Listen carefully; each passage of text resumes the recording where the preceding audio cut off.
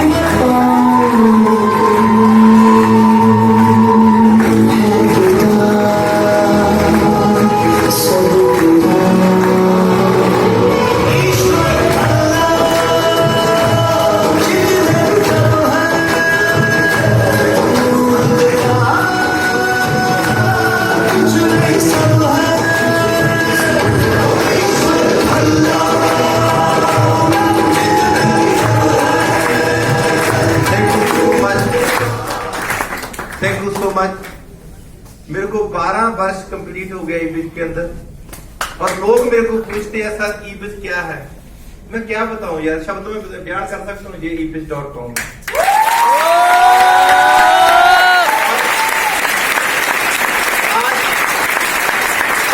आज हजारों पेरेंट्स के आंखों में आंसू जरूर आते हैं पर दुख के आते हैं, सुनो। अरे ऐसे ऐसे आंसू तब किस्मत वालों के आते हैं जो आज स्टेज पे अपना बच्चा उसको प्राउड फील करवाता है।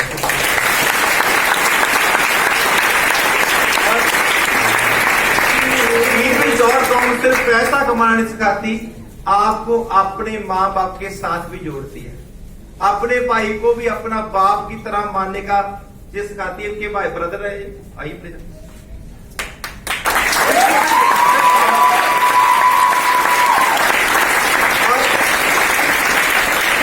आजकल थोड़ा सा कुछ कमाना स्टार्ट करते, वो कहते मेरे को अलग करो मम्मी पापा, सुनो। अरे ebis.com को इकट्ठे रहना भी सिखाती है।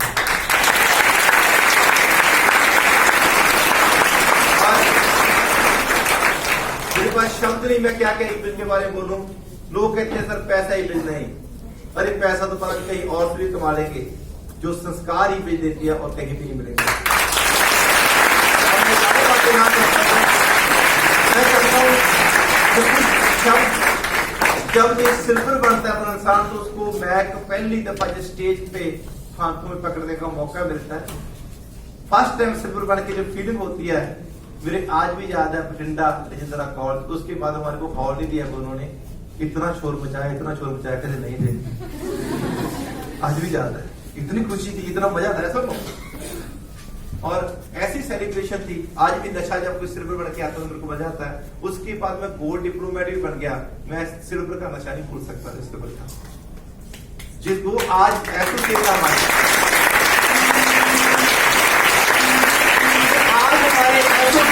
सबको बोलना चाहता हूँ, जो आज हमारे मेहमान पहली दफा ईबिज को देख रहे आए हैं, आज ज्वाइन तो कर ही जाएंगे, सुनो। उनको बोलता हूँ जल्दी जल्दी सिल्वर बन के आइए, इससे भी ज्यादा मजा आपको आने वाला है।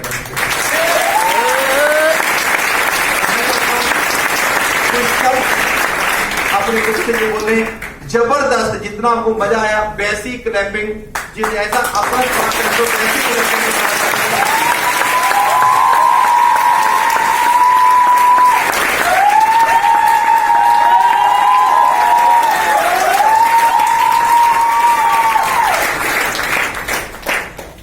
जज्बे और जज्बात की ये कहानी है, सारी दुनिया को जो सुनानी है, लेकिन वक्त और हालात के आगे मैंने कभी हार नहीं मानी है। यूं तो कोशिशें बहुत की, बहुत लोगों ने पीछे खींचना चाहा, यूं तो कोशिशें बहुत की मेरे नसीब ने, लेकिन मैंने नहीं चलने दी उनकी मनमानी, मैंने नहीं चलने दी उनकी मनमानी।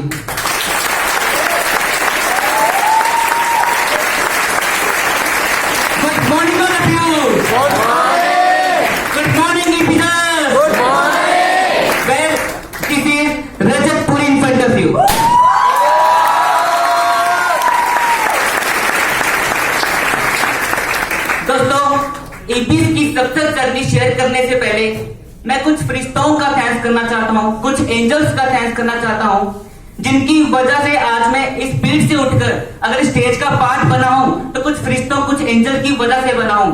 अगर वो ना होते तो आज मैं ये स्टेज पर ना होता, और आज ये खुशी के आंसू मैं अपने माँ बाप को ना दे पाता अगर वो एंजल्स ना होते। लेकिन उनसे भी पहले मैं उस परम पिता परमेश्वर का थैंक्स करना चाहता हूं, जिन्होंने इतनी प्यारी सी दुनिया बनाई और इस दुनिया में हमें बनाया। एक जबरदस्त रफ्तार अपलोड हो जाए उस परम पिता परमेश्वर के लिए।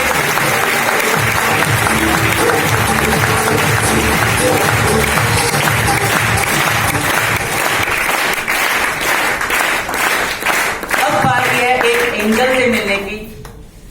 अगर वो इंसान मेरी लाइफ में ना आते तो आज ये स्टेज को मैं नहीं पा पाता, स्टेज पर मैं नहीं बोल पाता, मेरा कोई वजूद ना होता अगर वो इंसान मेरी लाइफ में ना होता। कहते हैं ना, एक साल के अंदर 10 लोगों से दोस्ती करना बहुत आसान होता है, लेकिन एक दोस्त के साथ लगातार 10 सालों तक दोस्ती निभाना बहुत मुश्किल होता है। और मैं उन एंजल को बुलाने वाला हूं कुछ करवाया, और मेरे लिए तो वो फरिश्ता ही है, मेरे लिए तो वो एंजल ही है। और कितना हमारी दोस्ती पिछले 10 सालों से हम एक साथ हैं, स्कूल के अंदर एक साथ पढ़े और आज ईपीएस के अंदर भी एक साल है, और हमारी दोस्ती को भी 1 दशक पूरा हो चुका है। और हमारी दोस्ती के ऊपर मैं कुछ लाइन बोलना चाहता हूं। हमारी दोस्ती तो LIC की पॉलिसी की तरह है, जिंदगी के साथ भी और जिंदगी के बाद भी।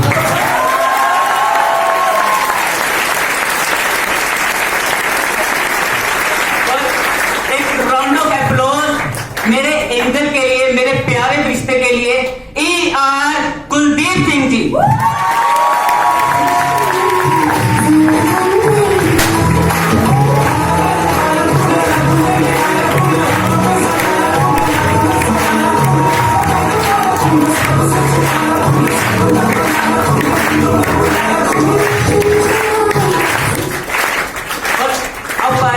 एक और एंजल से मिलने की, एक और फरिश्ते से मिलने की। उस इंसान ने मुझे ईपीएस के अंदर एज अ पेरेंट्स की तरह संभाला। जैसे हमारे परिवार के अंदर हमारे पेरेंट्स हमारी छोटी छोटी हैबिट्स को सुधारते हैं, आदतों को सुधारते हैं, उसी तरह ईपीएस के अंदर एज अ पेरेंट मुझे संभाला, मेरी केयर की, और उस स्पीड से उठाकर अगर स्टेज तक पहुंचाया तो सिर्फ और सिर्फ उस इंसान की वजह से। कहते हैं ना, आपने बहुत सारे इंजीनियर्स को देखा होगा जो नट बोल्ट डिजाइन करते हैं, जो मशीनरी डिजाइन करते हैं, बट राइट नाउ जिस एंजल को मैं बुलाने वाला हूं वो भी एक इंजीनियर है, लेकिन वो लोगों की जिंदगियां डिजाइन करते हैं।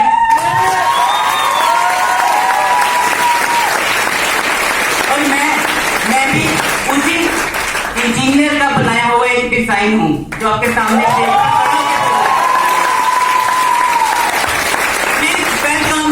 come on the stage, ER Saurabh Maurya ji.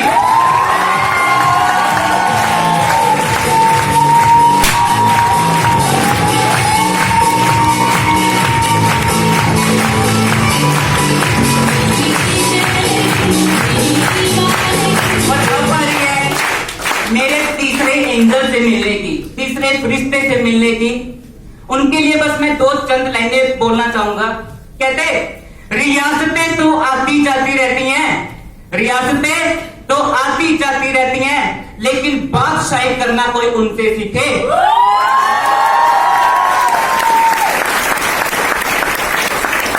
Round of applause ER Jagdeep Singh Oberoi sir जी।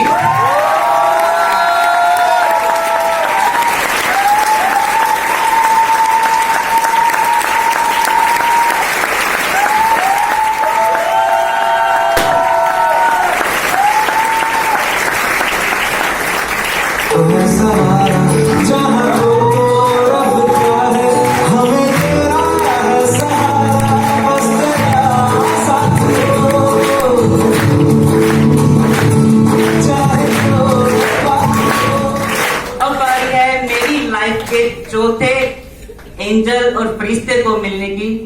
जब मैंने पहली बार इस इवेंट को अटेंड किया था ना, और आपकी चेयर के ऊपर बैठा हुआ, इसी चेयर के ऊपर बैठा हुआ था, और उस इंसान को देखकर और सुनकर बस एक ही फील मेरे मन के अंदर आ रहा था, लाइफ हो तो ऐसी, लाइफ हो तो ऐसी। और तो कोई और भी, आप उनको सुन चुके हो, देख चुके हो, उनकी अचीवमेंट बहुत बढ़िया ईपीएस के अंदर, डॉक्टर जसविंदर सर।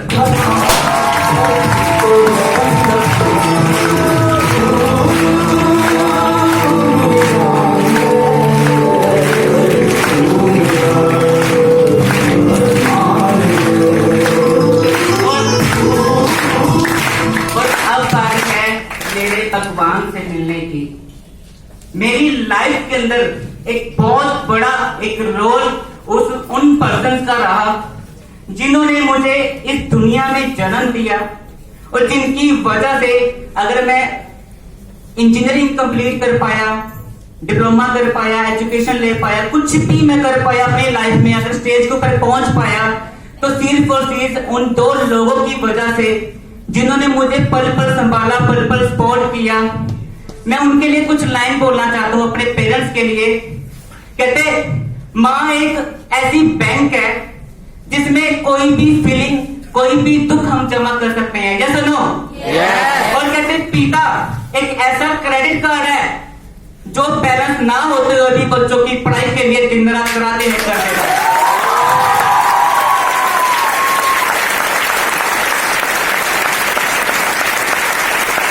और मैं चाहता हूं जब मैं अपने पेरेंट्स का थैंक्स करूं तो इतनी एक्सप्लोर होनी चाहिए कि ये जो छत है ये यहाँ पे ना रहे, ऊपर तक चली जाए, इतनी ज्यादा एक्सप्लोर होनी चाहिए मेरे पेरेंट्स के लिए।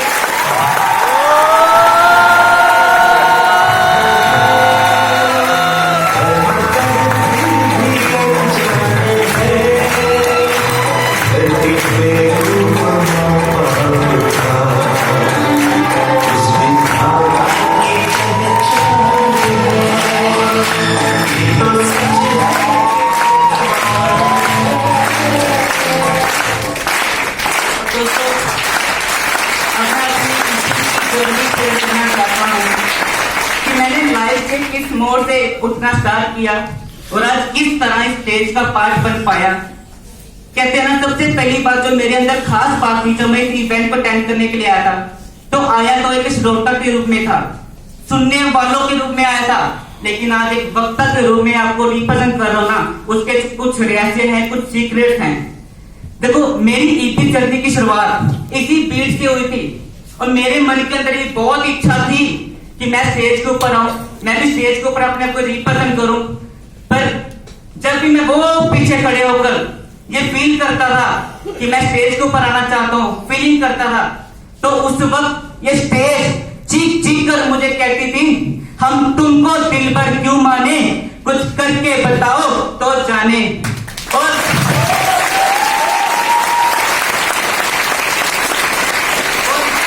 वहीं पर खड़े खड़े मेरा भी रिप्लाई स्टेज को क्या जाता था, हम तुमको ही दिल भर मनवाएंगे, कुछ नहीं बहुत कुछ करके दिखाएंगे।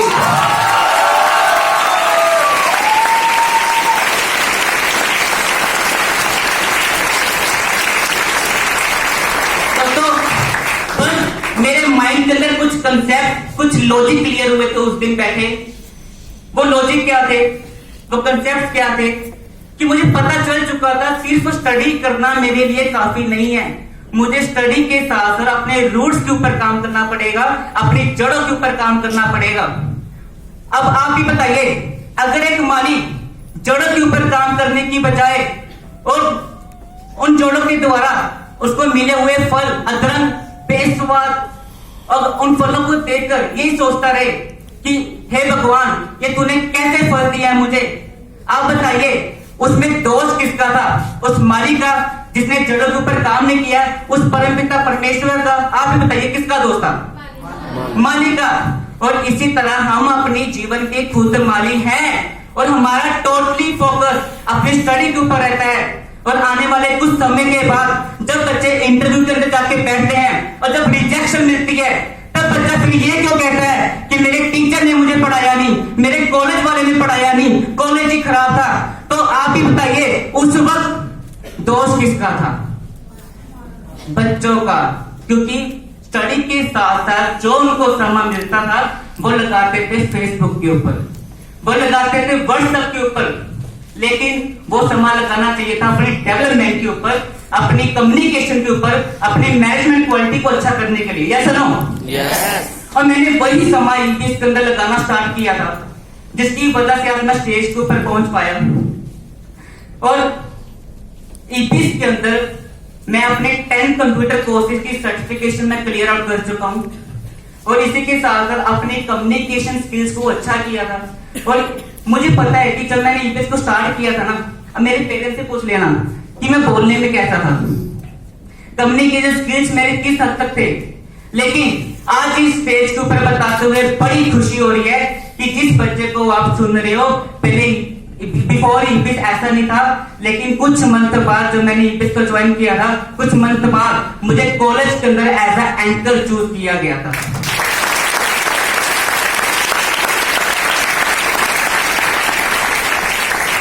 कहते हैं ना, जो दोस्त हमें लाइफ की रेस में हरा नहीं पाते, वो आपको तोड़ के खुद जीतने की कोशिश करते हैं। यस और नो?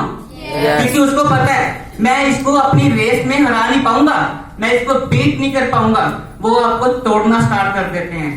और मुझे भी तोड़ा गया था अपने दोस्तों की तरफ से, मुझे भी तोड़ा गया था ना जाने कितने लोगों की तरफ से, पर मैं टूटा नहीं, क्योंकि मुझे मेरा विजन, मुझे मेरी मंजिल बिल्कुल क्लियर थी, जिसकी वजह से आज मैं यहाँ पे पहुंच पाया। क्योंकि लाइफ के अंदर मुश्किलें तो बहुत ज्यादा आएंगी सक्सेस को पाने के लिए, लेकिन कुछ चंद लोग ही हैं जो स्टेज का पार्ट बन पाते हैं। यस और नो? और ईपीएस के अंदर अगर मैं बात करूं, और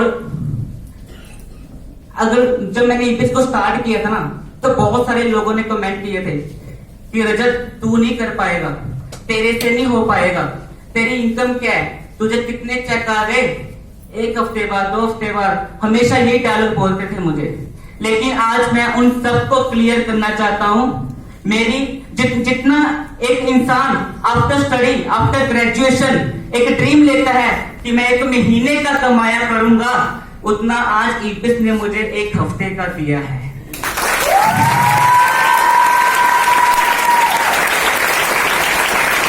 मेरी लास्ट 1 हफ्ते की इनकम 9,000 को क्रॉस कर गई।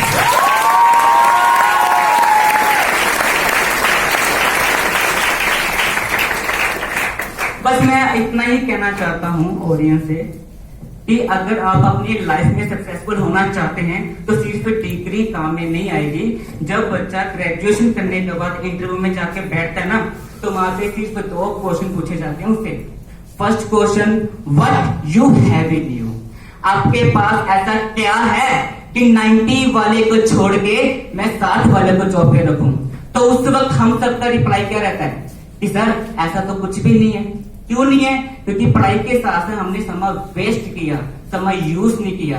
कहते हमारी लाइफ एक आइसक्रीम की तरह है कि अगर टेस्ट करोगे तो भी पिघलेगी, अगर वेस्ट करोगे तो भी पिघलेगी। और क्यों ना लाइफ को टेस्ट किया जाए, लाइफ को एंजॉय किया जाए, अपने अंदर कुछ क्वालिटीज को डेवलप किया जाए। और एक क्वेश्चन और पूछा जाता है इंटरव्यू में, why should be hire you.